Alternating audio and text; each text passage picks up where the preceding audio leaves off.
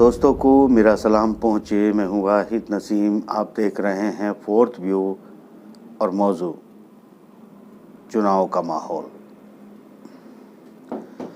दोस्तों, आज हम उत्तर प्रदेश के चुनाव के माहौल पर बात करने वाले हैं और हम सिर्फ रिवायती तौर पर बात नहीं करने वाले, बल्कि आज हम जायज़ा लेना चाहते हैं कि दरअसल ये माहौल किस तरफ जा रहा है और क्या क्या इसमें कारण रहे, क्या क्या कारक रहे, कौन सी वजूहात थी कि उत्तर प्रदेश की सरजमीन के हालात बदल गए, यहाँ लोगों के जहन बदल गए और कब बदल गए ये पता ही नहीं चला।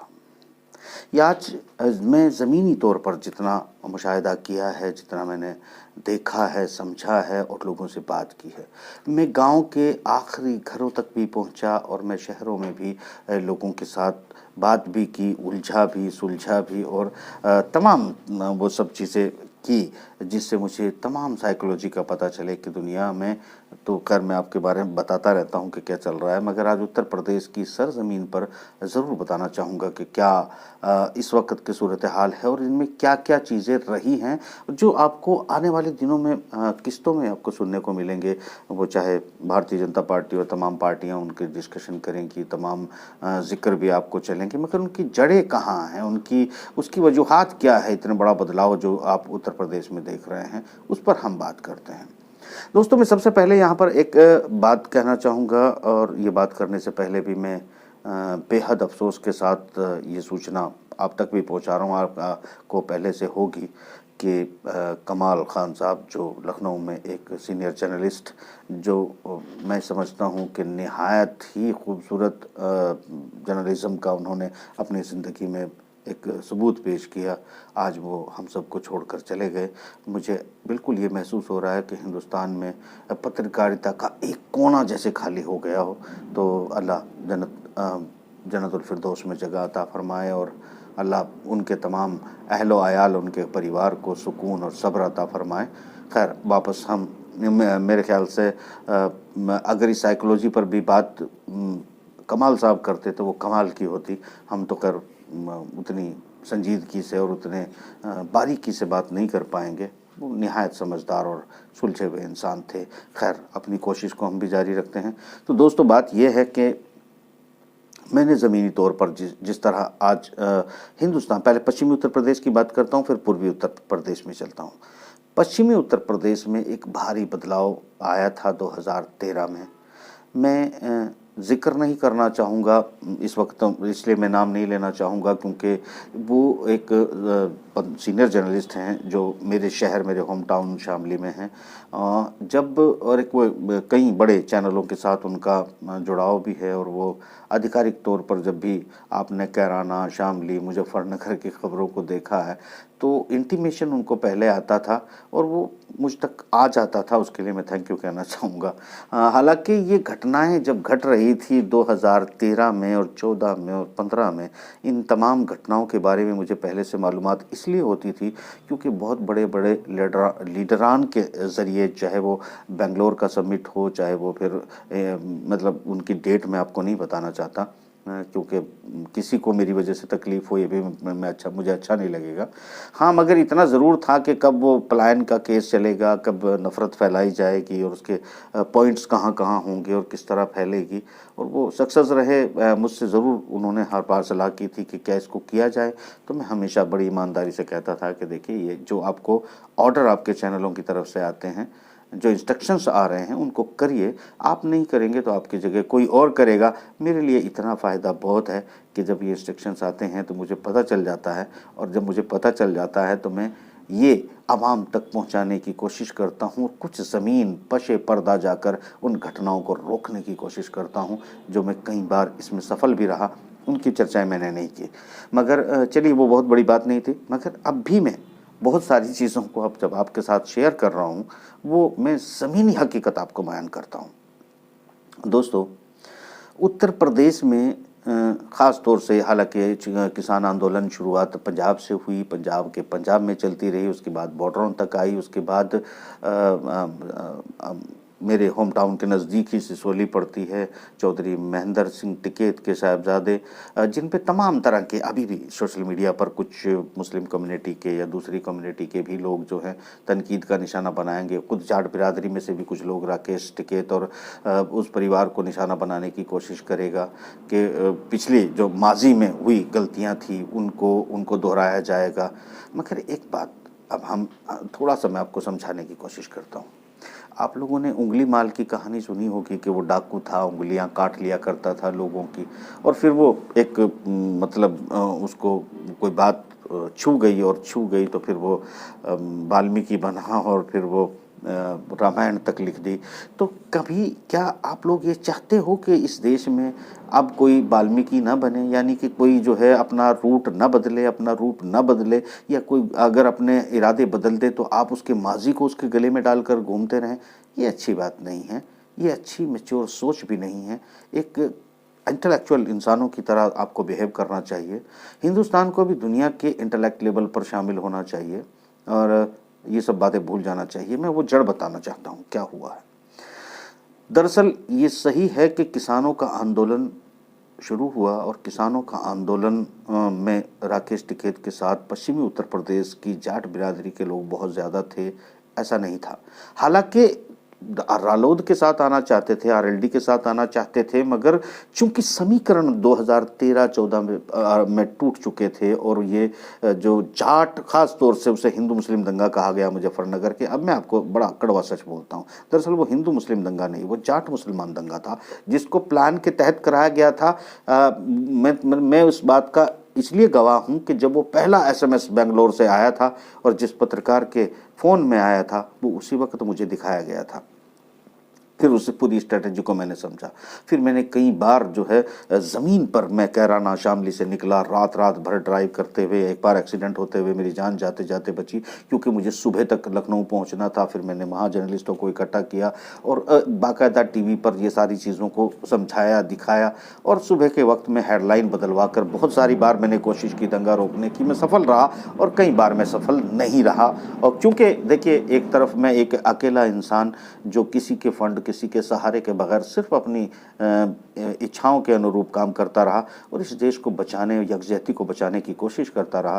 और एक तरफ पूरा अमला विदेशों तक शामिल था, तो मैं अदना सा अकेला इंसान कितना टकरा पाता, मगर जितना टकरा पाया वो कम नहीं था। एक बात आपको और बताता हूँ, मैं पिछले 5 साल से लगातार अपने उसी दोस्त पत्रकार के साथ बाकायदा, राकेश टिकैत, नरेश टिकैत, वो सुन रहे होंगे, उनके साथ मुलाकात करता रहा, उनके घर जाकर उनको समझाता रहा कि बहुत ज़रूरी है इस पश्चिमी उत्तर प्रदेश में हिंदू और मुसलमानों की यकजहती। इसमें बहुत सारे फ़ायदे जो मैं अभी नहीं बताऊंगा कि उनको मैंने क्या क्या बताया तो मैंने ये भी कि इस बिल के क्या क्या नुकसान होंगे। तो खैर, चूँकि मेरा संस्थान बहुत बड़ा नहीं है, मैं बहुत फंडिंग मुझे कहीं से आती नहीं है, तो जितना कमाता हूँ आप लोगों के लिए कोशिश करता हूँ कि आप तक पहुँचा दूँ। दोस्तों, यहाँ ये बात आपको समझाने की कोशिश कर रहा हूँ कि वो एक दौर, एक वक्त आया और ये पश्चिमी उत्तर प्रदेश की सरजमीन बड़ी खुददार है। ऑनर किलिंग भी आप बदनामी के तौर पर यहाँ मान सकते हैं सबसे ज़्यादा होती है। इसका मतलब ये है कि इस पश्चिमी सरजमीन पर, जिसे गंगा जमनी तहजीब आप कहते हैं, दरअसल इस क्षेत्र के एक किनारे पर गंगा बहती है और दूसरे किनारे पर यमुना बहती है। और ये वो गंगा जमुना के बीच का वो टुकड़ा है जहाँ लोगों को अपने मान सम्मान और अपनी इज्जत का बेहद ख्याल रहता है और बड़ा सम्मानित किस्म के लोग जो हैं, प्रतिष्ठा के लिए। आपने सुना होगा कि एक वक्त था जब यहाँ क्राइम की भी इंतहा हुआ करती थी, और वो सब किलिंग जो थी वो सारी की सारी डकैती या लूट की नहीं थी, दरअसल झगड़े वो इसी तरह के होते थे जब मान और सम्मान की बात होती थी। तो दोस्तों, एक चीज़ माजरत के साथ देखिए, मैं यहाँ ये बताना चाहता हूँ कि एक मोमेंट आया जब भारतीय जनता पार्टी के कुछ लोग जो हैं, एक विधायक के साथ राकेश टिकैत पर हमला करने के लिए आए। जब दोनों और तीनों बॉर्डरों पर किसानों को कुचलने की तैयारी कर ली गई थी, उन पर अटैक करने की तैयारी कर ली गई थी, और राकेश टिकैत को, उसकी राजनीति को, उसके किसानों की आवाज़ों को हमेशा के लिए खामोश करने की जब तैयारी थी, तो राकेश टिकैत वहाँ पर रो पड़े और अब ये जो हालात थे, ये वो कौन सा मोमेंट था, ये कौन से वो हालात थे, ये वो हालात को कनेक्ट करिए उस दिन पे जब मैं शामली से लखनऊ भाग रहा था या कवाल भाग रहा था, या मैं राकेश टिकैत और इनके परिवार के घर नरेश टिकैत से मुलाकात करके यकजहती की भी बात कर रहा था, मगर कुछ न हो सका। और वो दौर आया जब यहाँ पर हिंदू मुस्लिम की नफरतें उरूज पर पहुँच गई, जिसका नतीजा भारतीय जनता पार्टी ने पूरी हिंदुस्तान के अंदर जो है उसको एनकैश करके लिया, जो है बुनाया। और एक हिंदू मुस्लिम की जो नफरतें थी वो इस देश की जड़ों तक आखिरी तौर पर फिर ऐसा लगा कि पूरी हिंदुस्तान इस वक्त जो है वो हिंदू मुस्लिम नफरत के अंदर बट चुका है। और फिर वो दो आंसू जो राकेश टिकैत के आए वो इस बात के भी थे, क्योंकि इसमें कोई शक नहीं है कि उस वक्त के बहकावे बहलावे बहुत बड़े नेटवर्क के साथ जो है वो तमाम कम्युनिटियों को, किसी को दलित कहकर जोड़ा गया, किसी को जाट और किसी को ब्राह्मण और किसी को हर तरह को, हर जाति प्रजाति को अलग अलग तरीके से ट्रीट करके कनेक्ट किया गया और सबको एक प्लेटफॉर्म पर लाया गया, जिसे नाम तो हिंदुत्व का प्लेटफॉर्म दिया गया, दरअसल वो नफरत का प्लेटफॉर्म था। वो हिंदुत्व ने तो यहाँ हजारों सालों से कभी नफरत की बात नहीं की। अगर कोई इस पर तनकीद करना चाहेगा तो मैं उसकी सख्त मुखालफत करूंगा। दरअसल इस अहिंसावादी, इसमें कोई दो राय नहीं है, बहुत सारी बातें हैं। अब इसमें मुझे आप पुरानी किताबें पढ़ के मत सुनाने लगिएगा, वो मैं सुनना नहीं चाहता हूँ। मैंने ये कहा कि नफरत का एक प्लेटफॉर्म तैयार किया गया और ये इलाका उरूज पर आ गया, और फिर दो बूंद एक किसान राकेश टिकैत की जो पानी की बही, वो इस तमाम नफरत को एक सैलाब की तरह बहा ले जाएंगी, ये किसी ने सोचा भी नहीं होगा। एक बात याद रखिएगा, मैंने गांव में और ज़मीन पर लोगों से जाकर मिलकर जो देखा है, वो एक बात कहते हैं, एक पछतावा लोगों के गांव के अंदर देख रहा हूँ कि वो कहते हैं कि बड़ा बुरा हुआ, इन्होंने हिंदू और मुसलमान को, हम लोगों को आपस में बांट दिया और बांट के सत्ता हथिया ली। इनका मकसद हमको लड़ाने का सिर्फ अपनी सत्ता तक था, इसके अलावा कुछ भी नहीं था। यानी एक बात साइकोलॉजिकली आप समझ सकते हैं कि एक तो एक उम्मीद, दो उम्मीद, तीन उम्मीद और सब उम्मीदें नाकाम रही। उसके बाद समझ गए कि महंगाई बढ़ती गई, टैक्सेस बढ़ते गए और किसानों की आमदनी घटती गई, उनके कर्जे बढ़ते गए, टेलीविज़न रेडियो पर झूठ बोला जाता रहा, मगर वो झूठ जो है शहरी लोग जो वोकल हैं, जो बोल सकते हैं, मीडिया टेलीविज़न जो हैं, जो टेलीविज़न पर बैठने वाले लोग हैं, और जो टेलीविज़न जो शहरी तबके के कॉन्वेंट के लोग ज़्यादा शामिल हैं, ये टेलीविज़न पर जो फीडबैक देते रहे, एक धोखा हो गया भारतीय जनता पार्टी के साथ कहिए, या फिर मोदी सरकार के साथ, या उनके अपने मैनेजमेंट के साथ कुछ धोखा हो गया। वो धोखा क्या था? यहाँ वो धोखा हुआ है योगी जी के साथ भी, वो धोखा हुआ है मोदी जी के साथ भी।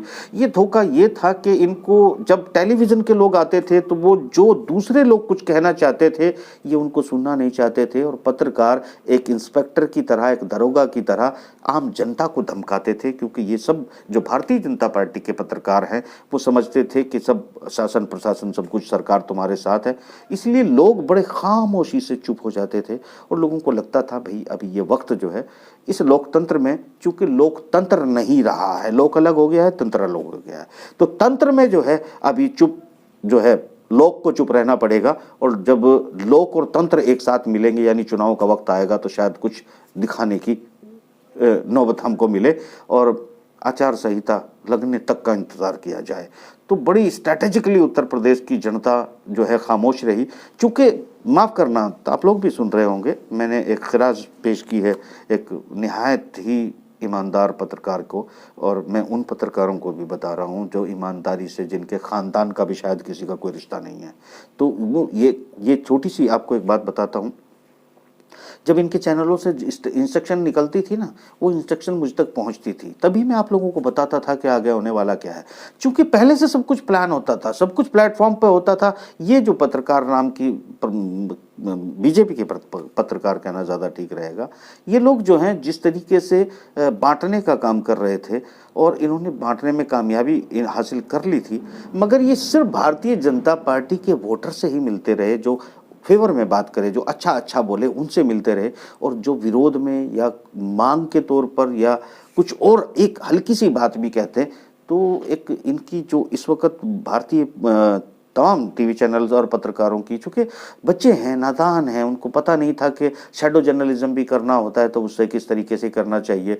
अगर तुम जिसके चाहने वाले हो उसको इतने धोखे में मत डाल दो कि जब कहीं उसका बुरा वक्त शुरू हो तो आपको खुद को भी भागने का रास्ता ना मिले, क्योंकि आप गुमराह करोगे और ये कहोगे कि सामने जो फौज है वो 10,000 के बजाय मात्र 10 हैं, तो ये 10 के इंतज़ाम में 20 लेके जाएंगे और 10,000 के सामने तो फिर क्या क्या गिला होगा मैं नहीं बता सकता, मैं ज़्यादा कहना चाहता हूँ। तो ऐसी ही बेवकूफ़ी इन पत्रकारों ने, ये नादान की दोस्ती जी का जंजाल, जिन पर भरोसा किया गया, जिन्हें पत्रकार मान लिया गया, जो तो कभी थे ही नहीं, कभी होंगे भी नहीं, तो उन लोगों की हरकतों की वजह से शायद एक बड़े थिंक टैंक को काफ़ी नुकसान हुआ और ये चुपचाप दबी हुई इच्छाओं को समझ ही नहीं पाए। ये सही है कि तमाम जातियों को वो जो एक बार बांटा गया, इसमें सिर्फ मीडिया का आखिरी रोल था। ठीक वैसे जैसे सेकेंड वर्ल्ड वॉर में रूस ने एक लंबी लड़ाई लड़ी, हिटलर को हराने का काम किया, उसके बाद कई देशों को हराया गया, पूरी चीज़ें हुई और अचानक जो है सिर्फ अमेरिका एंड में आता है और वो हिरोशिमा नागासाकी पर बम गिराकर लाखों लोगों की जान ले लेता है। ठीक मीडिया ने जो एक 70-75 सालों से लगातार एक मानसिकता ने, एक संगठन ने पूरे देश के अंदर नफरतें बोई थी, बीज बो दिए थे, जो बीज बड़े होते गए, पानी दिया जाता रहा, तब तक इस मीडिया का बहुत ज़्यादा रोल उसमें नहीं था। सरकारों का रोल था, क्योंकि वो जहर के पौधे उगने दिए गए और सरकारों, पिछली सरकारों द्वारा, जो भारतीय जनता पार्टी की नहीं थी, उनके द्वारा उनको सींचा गया, उनको बड़ा किया गया। इसमें सभी का रोल था, सभी का जो है थोड़ा थोड़ा जहर शामिल था उस पेड़ को बनाने में, और वो पेड़ बनकर इतना बड़ा हुआ कि आखिरी परमाणु की तरह जो है ये मीडिया का इस्तेमाल किया गया, जिसने बहुत तेज़ी से अटैक किया और पूरे झूठ को फैलाकर पूरे हिंदुस्तान में एक भाईचारा, एक मोहब्बत और एक इंसानियत और एक हिंदुस्तानियत को भारी नुकसान पहुंचाया। मगर इस हिंदुस्तानियत को वापस लाने का काम राकेश टिकैत के उन 2 आंसुओं का कमाल था कि यहाँ वो बात मैं बताना चाहता हूँ क्या कमाल था। ये कमाल था कि जब हम जिस बेल्ट से आते हैं, जिस गंगा जमुना के बीच की जिस बेल्ट का मैं जिक्र कर रहा हूँ, जिस सम्मान और मान की मैं बात कर रहा हूँ, यहाँ वो मान और सम्मान हमारे गांव के लोगों का, चाहे वो जाट थे, चाहे मुस्लिम थे, चाहे सैनी थे, वो किसी भी जात बिरादरी के थे, उनको लगा हमारे बेटे की ये हालत कर दी कि आज उसको रोना पड़ गया, उसकी आंखों से आंसू आ गए। जो उसके साथ थे वो तो जाते ही, जो उसके साथ नहीं थे वो भी उठ खड़े हुए, और वो इसलिए उठ खड़े हुए कि वो हमारा बेटा था, हमारा भाई था, हमारा दोस्त था, यानी कि हमारा था। और हमारे को आप कहीं दूर से आके इतना बेवकूफ़ बनाओगे और इतना डरा दोगे इसी गंगा जमुना के बीच में बैठकर कि वो रोने लगे, तो ये बात हमको बर्दाश्त नहीं होती। महाभारत की धरती है ये, माफ़ करना, ये वो माफ़ करना, ये हस्तिनापुर में इतिहास में मैं जाना नहीं चाहता हूँ।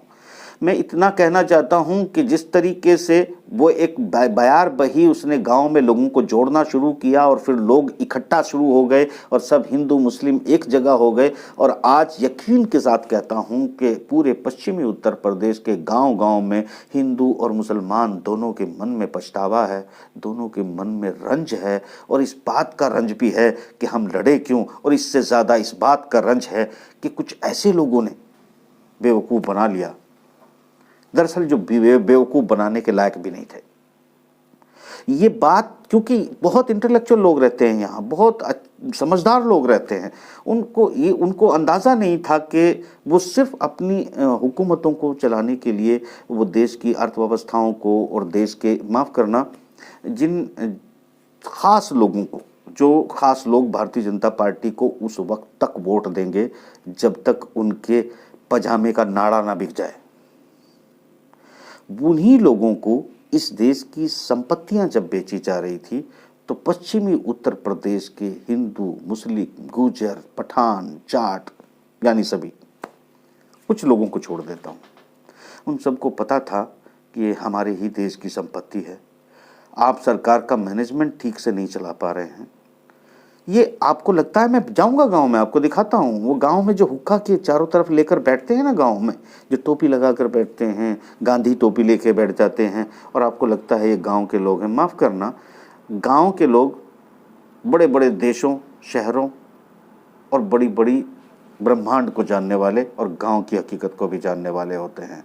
और जो एक छोटे से कबूतर नुमा घर में, कबूतर खाने नुमा घर में पलते हैं और वो एक छोटी सी उनकी रेंज होती है और चार अपने जैसों की लिखी गई किताबें पढ़ के उनको लगता है कि वो सर्वज्ञानी हो गए, तो माफ़ करना, ये ठीक वैसे ही होता है जैसे मतलब किसी हज़ारों साल से उड़ने वाले बगुले को कोई जहाज़ लेकर उड़ाने वाला पायलट जो सीख रहा होता है फ्लाइंग, वो कहे कि मैं बड़ा हूँ और मैं ज़्यादा उड़ान भर सकता हूँ। ये वैसी बेवकूफ़ी है। उसका जहाज़ बड़ा हो सकता है, वो पायलट बिल्कुल नया हो सकता है। ये उस भले ही वो बगला एक अलग खेत में जो है वो चुग रहा होगा, मगर वो हज़ार नहीं करोड़ों साल से उड़ते आए हैं। उनको पता है कि उड़ान कैसे भरी जाती है, उन्हें पता है कि मौसम में बदलाव कैसे आते हैं।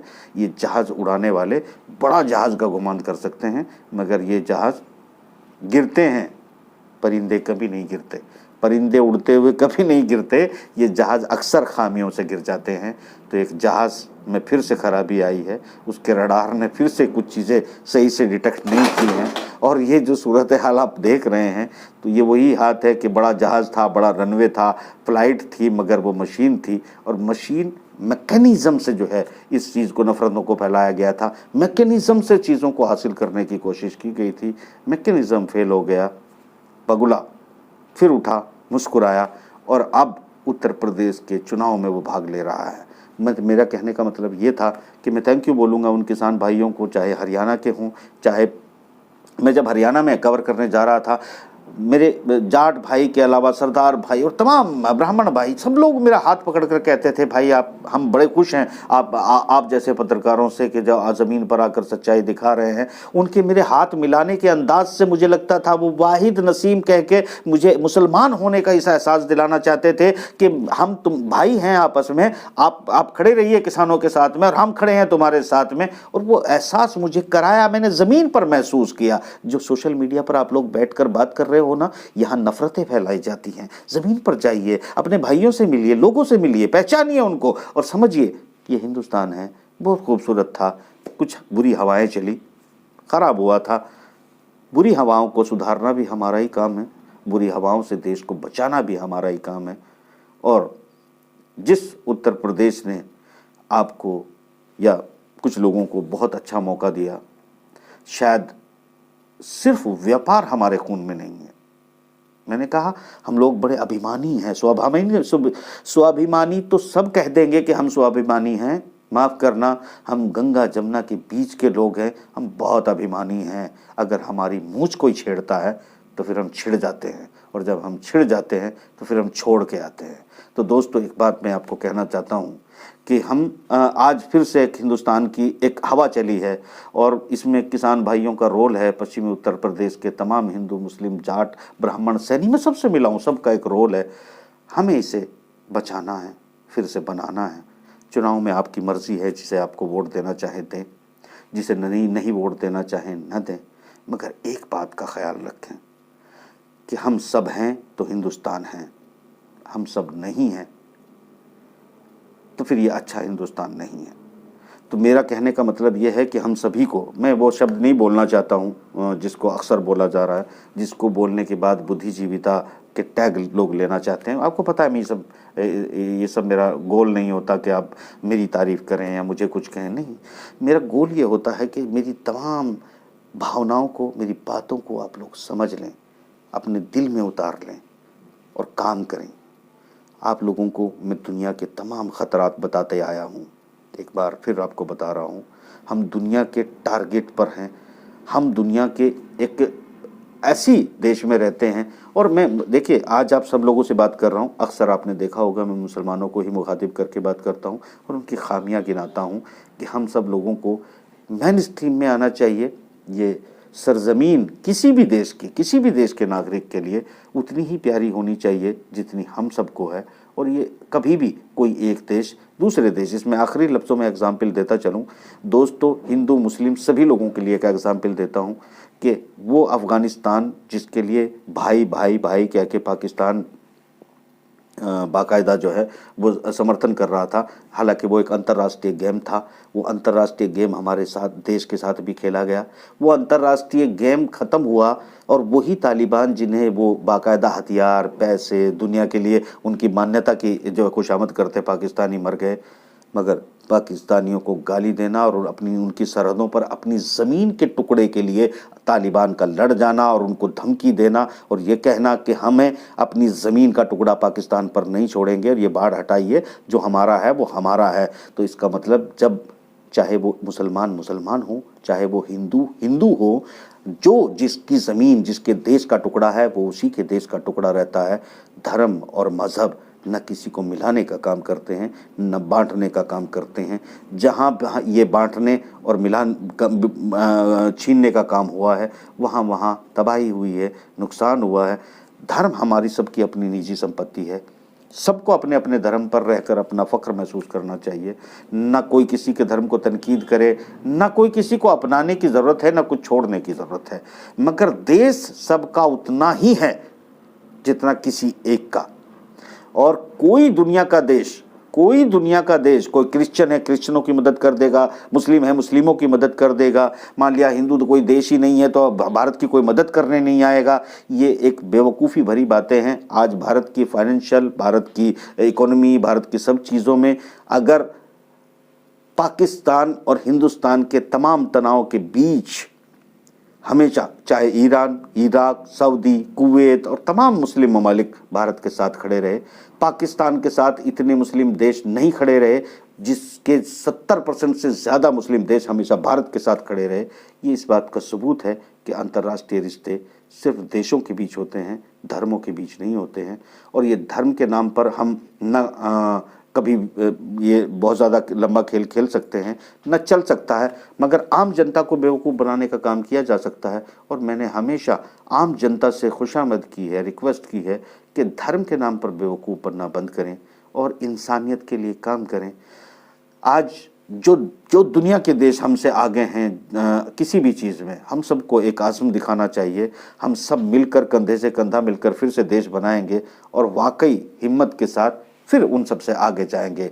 फॉरेन फंडिंग लाना हमारी चमत्कार और हमारी कामयाबी नहीं है। ये बेवकूफ़ बनाने वालों को लोगों से आपको होशियार रहने की ज़रूरत है।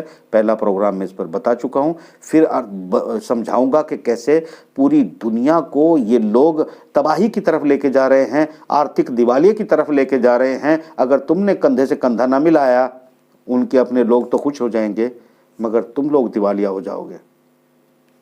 इस प्रोग्राम में इतना ही, फिर हम ज़मीन पे लोगों से भी दिल से बात कराएंगे। राकेश भाई, नरेश भाई से भी करेंगे और बाकी लोगों से भी करेंगे। फिलहाल इजाज़त दीजिए। खुदा हाफिज़।